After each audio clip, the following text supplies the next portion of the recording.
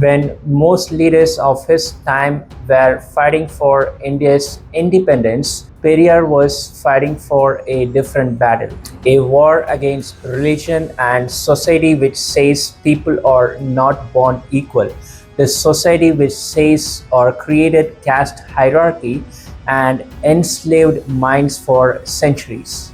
Real freedom was equality and real freedom was dignity of his people. He was called as a revolutionary, destroyer of idols, revolutionist. But who he really is? Who is Periyar E.V. Ramasamy? The man who doesn't fit into any frames. Usually frames are meant to hold the pictures still. But Periyar is a fire, rebellion. His life, his ideas shattered all boundaries of caste, religion, and male chauvinism. That is why Periyar cannot be reduced to any single image. Erode Venkata Ramasamy, the real name of Periyar, was born in September 17, 1879 in Erode into a wealthy family. He was an ardent believer of God when he was young, but his pilgrimage to Kasi turned everything upside down. He witnessed how non-Brahmins were treated badly by Brahmins. Even non-Brahmins were denied drinking water and they were asked to sit outside the mess to eat while the Brahmins were enjoying luxury life. That was the moment he broke his blind faith and he says, if this is God's justice, I don't want such God. If there is a God which created Brahmins as well as Sudras, if it is God's wish to be called Brahmins as high caste and Sudras as lower caste, I don't want such God at all. From that day, Ramasamy started to be a great critic of religion and caste, and later people gave him title Periyar, which means the great one. Periyar's fight is not against individuals, but it is against Brahminism. The system says one caste above all. Periyar's one of his core principle is abolition of caste. On top of that, he started removing his caste surname, which was initially E.V. Ramasamy Naikar, and later he decided to shed his caste name and he started writing his name as E.V. Ramasamy.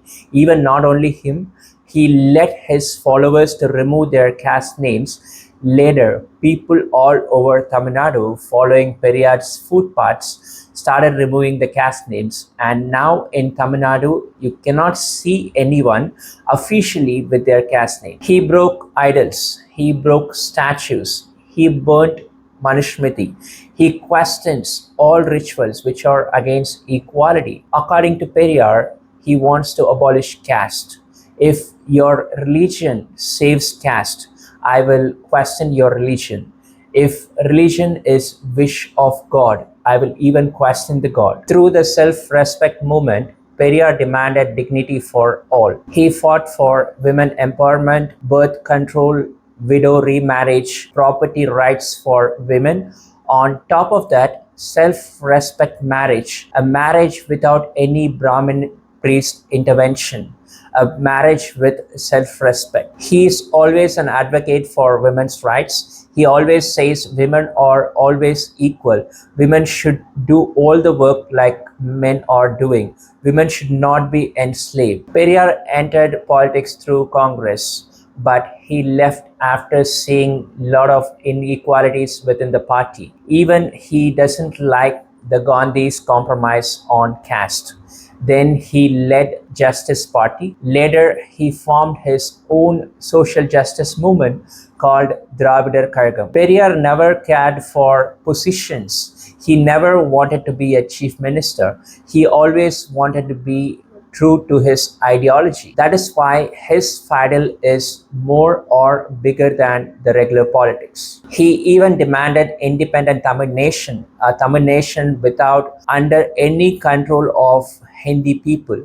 For him, it is nowhere different when British were ruling Tamil Nadu and then when Hindi people are started ruling and controlling Tamil Nadu. When Indian government tried to impose Hindi on Tamil Nadu, especially in Tamil Nadu schools, Periyar led a massive protest. His resistance against Hindi laid a strong foundation in Tamil Nadu against Hindi, which is so strong even today. Periyar has always been misunderstood. Some says he is anti-Hindu, some says he is anti-Tamil, some says he is anti-India, but his opposition is never against individuals. It is always against oppression. Periyar is not against Tamil culture. He just purifies it by removing caste and superstitions.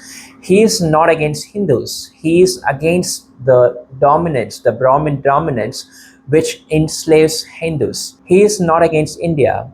He is against the North India, which controls Tamil Nadu. Periyar's fight was never about hate. It is about dignity and equality. Periyar lived for 94 years. He died in 1973, but his fire is still going on. When every time someone in Tamil Nadu questions caste discrimination, when someone questions religious superstition, when a woman asserts equality, that is Periyar still being alive. His Dravida Kazhagam may not rule Tamil Nadu, but his ideas transformed, reshaped Tamil Nadu. Even DMK, which is the child of DK, started giving life to all Periyar's vision, right from marriage without any priest to two-language policy. There are a lot of Periyar's vision has been implemented by DMK. Even Tamil Nadu is the state which implemented all caste or people from all caste can be a priest in temple, which was once a vision of Periyar. Periyar, who never believed in God, and the same Periyar, people call him as anti-Hindu. He's the one who wanted people or priests from all castes should go inside the temple, and that was also implemented in Tamil Nadu by DMK, which was one of the Periyar's vision. Why is Periyar relevant today? Because he refused to fit into frames. Saints can be put into frames. So-called gods can be put into frames, but Periyar was neither a saint nor a god. He is a torch, he is a light, and that's why even after centuries, his words cut through noise. He is still a challenger of Hindutva, he is still a challenger of superstitions, he is still a challenger of Brahmin dominance. And I would like to say it at the end, Periyar will live, he will live, he will live forever. He is a phenomenon. Thank you.